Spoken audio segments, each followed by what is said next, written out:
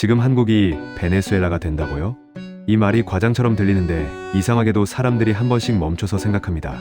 왜냐하면 우리도 요즘 체감으로는 이미 뭔가가 삐걱거리고 있거든요. 베네수엘라가 무너질 때 실제로 어떤 경제 선택들이 연쇄 폭발을 일으켰는지, 그리고 한국에서 사람들이 불안해하는 지점이 그 연쇄 폭발과 어떤 부분에서 닮아 있고 어떤 부분은 전혀 다른지 감정 말고 구조로만 비교해 보겠습니다. 여기서 중요한 결론을 미리 살짝만 던질게요. 나라가 망하는 장면은 갑자기 오지 않습니다. 돈이 휴지처럼 되는 순간도, 부동산이 말도 안 되게 흔들리는 순간도 그 직전에 꼭 공통된 순서가 있습니다. 그리고 그 순서는 생각보다 경제학 교과서에 가깝습니다. 요즘 이런 장면 느끼시죠? 마트에서 장바구니 채우는데 가격이 한 번씩 멈칫하게 만들고, 외식은 아예 결심이 필요해졌고, 큰돈 들어가는 소비는 미루게 됩니다. 그런데 또 한편으로는 이런 장면도 같이 보입니다. 어떤 자산은 또 오르는 것 같고, 누군가는 불황이라는데 누군가는 오히려 기회라고 말하고, 결국 사람들 마음이 딱 둘러 갈라져요. 이게 왜 위험하냐면, 경제는 숫자도 중요하지만 결국 사람들의 믿음으로 굴러가거든요. 소비자가 믿으면 지갑이 열리고, 기업이 믿으면 투자하고, 투자자가 믿으면 자본이 들어옵니다. 반대로 믿음이 깨지는 순간 돈은 진짜로 도망갑니다. 베네수엘라 얘기부터 해볼게요. 많은 분들이 베네수엘라를 그냥 독재 때문에 망한 나라로 기억합니다. 물론 제도와 정치가 영향을 주긴 했죠. 그런데 경제학적으로 더 핵심은 그 독재가 어떤 경제 선택을 가능하게 만들었느냐입니다. 베네수엘라는 기본적으로 석유로 먹고 사는 나라였고, 그 석유 가격이 좋을 때는 나라가 진짜로 부유해 보였습니다. 문제는 그때 벌어들인 돈이 미래를 위한 체질 개선이 아니라 당장의 인기 유지로 흘러가기 쉬운 구조였다는 겁니다. 돈이 들어오면 사람들은 이렇게 생각합니다. 지금 잘 나가니까 지금 나눠주면 된다. 공짜에 가까운 혜택을 늘리고, 가격을 억누르고, 임금을 올리고, 정부가 생활을 책임지겠다고 선언합니다. 듣는 순간은 달콤하죠. 그런데 경제학은 여기서 되게 차갑게 말합니다. 누군가에게 공짜처럼 보이는 혜택은 어디선가 반드시 비용으로 돌아온다. 그 비용이 세금일 수도 있고, 부채일 수도 있고, 결국은 물가일 수도 있다. 베네수엘라가 본격적으로 흔들리기 시작한 구간은 가격 통제와 환율 통제가 깊어졌을 때입니다. 정부가 이 물건은 이 가격 이상 받지 말라고 누르는 순간 소비자 입장에선 환호합니다. 와, 싸다. 그런데 생산자 입장에선 계산이 바로 끝납니다. 원가가 오르든 말든 팔수록 손해면 생산을 줄입니다. 수입업자는 외화가 필요한데 환율을 통제해버리면 외화를 구하기 어려워지고 결국 물건이 줄어듭니다. 여기서 사람들이 가장 먼저 목격하는 장면이 뭔지 아세요? 가격이 오른다가 아니라 물건이 사라진다입니다. 마트 선반이 비고 줄이 길어지고 암시장이 생기고 정가는 의미가 없어집니다. 물건이 사라지면 다음이 뭐냐?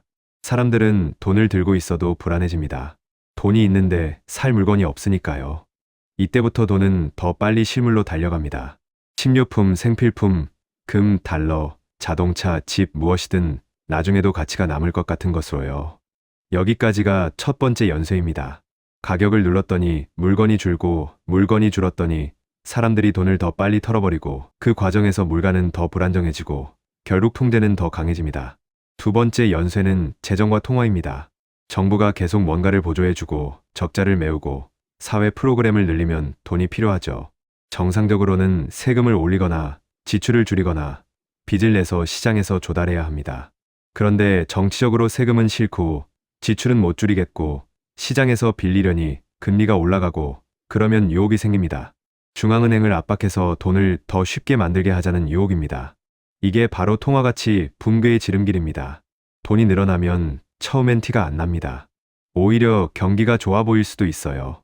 지원금이 돌고 소비가 잠깐 반짝하고 사람들은 봐라 괜찮다라고 착각하기도 합니다.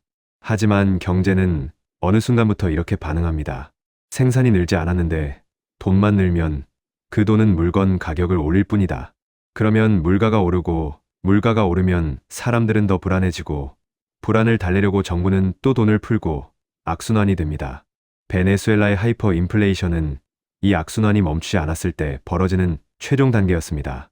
여기서부터는 더 이상 조금 비싸졌다가 아니라 가격표가 의미가 없다가 됩니다. 오늘 받은 월급으로 내일 뭘 살 수 있을지 모르는 나라가 되는 거죠. 세 번째 연쇄는 기업과 투자입니다. 기업은 무엇을 제일 무서워하느냐? 규제 자체보다 예측 불가능성을 무서워합니다. 오늘은 괜찮다가 내일 갑자기 규칙이 바뀌면 투자 계획이 무너집니다. 재산권의 신뢰가 흔들리면 외국 자본은 물론이고 국내 자본도 밖으로 나가려 합니다. 이건 애국심 문제가 아니에요. 돈은 생존 본능이거든요. 자, 여기까지가 베네수엘라가 무너질 때 자주 등장하는 경제적 메커니즘입니다. 가격 통제와 환율 통제, 재정 적자와 통화 팽창, 재산권 신뢰와 투자 이탈. 이 세 덩어리가 서로를 밀어주면서 속도가 붙습니다. 그럼 이제 한국 얘기로 넘어가 볼게요. 여기서부터는 굉장히 조심해야 합니다. 한국이 베네수엘라와 똑같다 라는 말은 사실이 아닙니다. 경제 구조가 다르고 산업 기반이 다르고 외환 시스템이 다르고 국제 신용도 환경이 다릅니다. 그런데도 사람들이 불안해하는 이유가 있죠. 완전히 같은 나라가 아니라도 어떤 위험한 패턴은 나라를 바꿔가며 반복되기 때문입니다.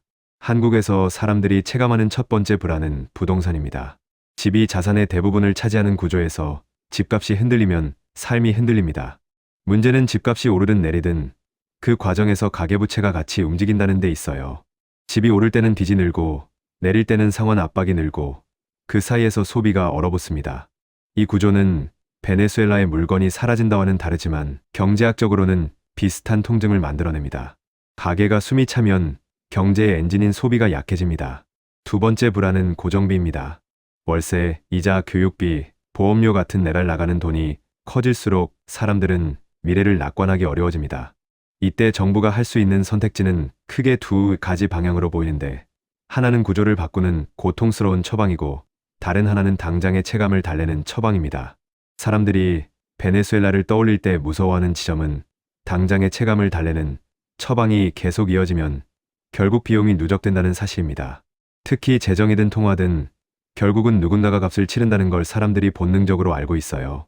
세 번째 불안은 신뢰입니다. 여기서 신뢰는 특정 사건 하나가 아니라 제도 전체에 대한 신뢰를 말합니다. 통계가 믿을 만한가, 규칙이 공정한가, 정책이 일관적인가, 갑자기 룰이 뒤집히지 않는가. 이 신뢰가 유지되는 나라에서는 자본이 남습니다. 그리고 남는 자본이 결국 일자리를 만들고 기술을 만들고 세금을 만들고 그게 다시 복지를 지탱합니다.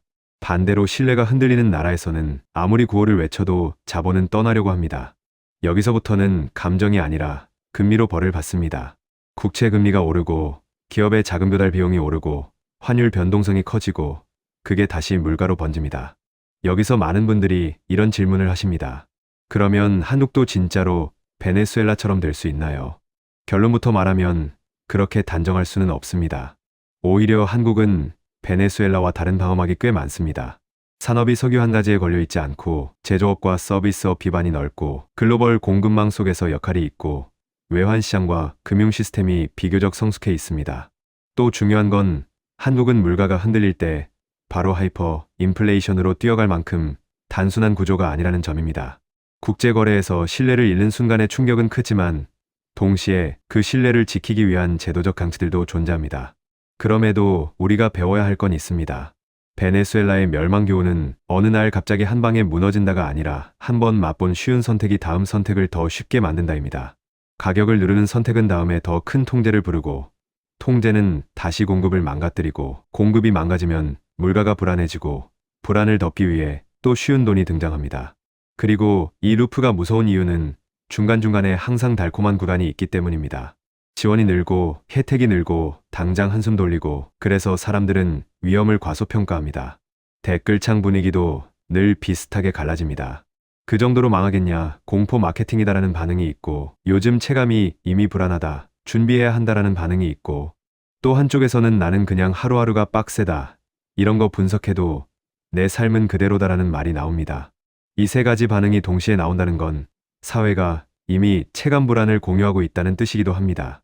한 나라가 진짜 위험해지는 신호는 통계가 아니라 사람들이 서로 다른 현실을 살기 시작할 때 나오거든요. 서울에 사는 사람은 그래도 기회는 있다라고 말하는데 지방에 자영업자는 사람이 줄었다라고 말하고 직장인은 연봉이 올라도 남는 게 없다라고 말하고 은퇴에 앞둔 사람은 자산이 흔들리면 끝이다라고 말합니다. 이런 격차가 커질수록 정치는 더 쉬운 처방을 유혹받습니다. 누구를 탓할지, 무엇을 규제할지, 어떤 혜택을 더 줄지. 그때 경제는 이렇게 묻습니다. 그 비용을 어떻게 낼 건가요? 세금인가요? 부채인가요? 아니면 통화가치인가요?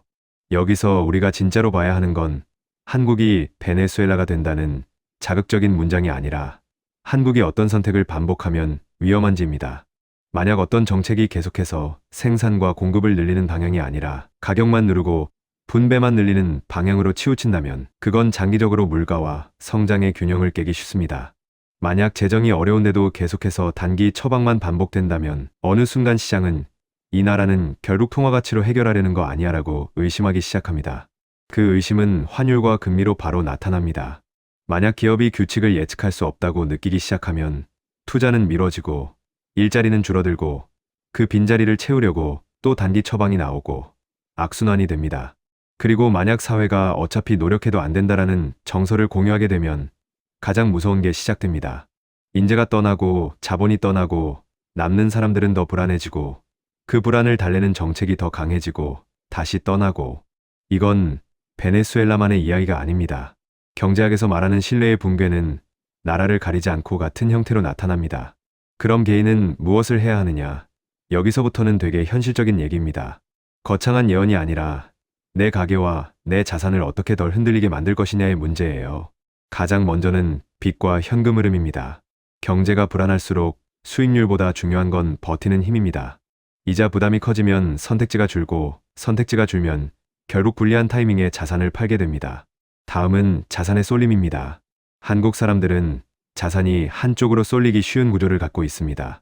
그게 부동산이든 특정 업종이든 특정 통화든 한 방향으로만 걸면 심리적으로는 편한데 위험은 커집니다. 그래서 핵심은 분산인데 분산을 너무 거창하게 생각할 필요는 없습니다. 내 소득이 한 군데서만 나오면 지출 구조를 더 안정적으로 만들고 내 자산이 한 자산군에만 몰려 있으면 그 비중을 서서히 조절하는 것만으로도 리스크가 줄어듭니다. 또 하나는 정보의 온도 조절입니다. 자극적인 말은 사람을 각성시키기도 하지만 동시에 판단을 망치기도 합니다. 확정이다, 끝났다, 무조건 망한다 같은 말이 나올수록 오히려 냉정하게 질문해야 합니다. 이 말이 사실이라면 어떤 경로로, 어떤 지표가 먼저 흔들려야 하지? 환율인가, 금리인가, 고용인가, 세수인가, 수출인가? 그리고 그 지표가 흔들릴 때 정부와 중앙은행은 어떤 선택지를 갖고 있지? 이렇게 질문을 바꾸면 공포가 분석으로 바뀌고 분석은 준비로 바뀝니다. 준비는 결국 생존력을 키웁니다. 마지막으로 꼭 드리고 싶은 말이 있습니다. 베네수엘라의 비극은 어떤 국민이 게으르거나 멍청해서 생긴 게 아닙니다. 국민들은 처음에 대부분 박수쳤고 대부분 안심했고 대부분 설마라고 생각했습니다. 경제가 무너질 때 가장 위험한 감정은 공포가 아니라 안일함입니다. 그리고 두 번째로 위험한 감정은 분노입니다. 공포는 준비로 바뀔 수 있지만 분노는 판단을 망치거든요. 그래서 오늘의 결론은 이겁니다. 한국이 베네수엘라가 될지 말지를 단정하는 게 아니라 베네수엘라가 무너진 방식에서 우리가 피해야 할 선택을 분명히 보는 것. 그리고 내 삶에서는 빚의 압박을 줄이고 현금 흐름을 안정시키고 자산을 한쪽으로 몰지 않고 자극적인 문장에 휘둘리지 않는 것. 당신이 요즘 돈 쓰는 방식이 바뀌었다면 그건 단순한 개인 취향이 아니라 경제의 신호일 수 있습니다. 우리가 진짜로 무서워해야 하는 건 어느 날 갑자기 아파트가 계란값이 되는 장면이 아니라 그 장면으로 가는 길에서 매번 괜찮겠지라고 넘어가는 습관입니다.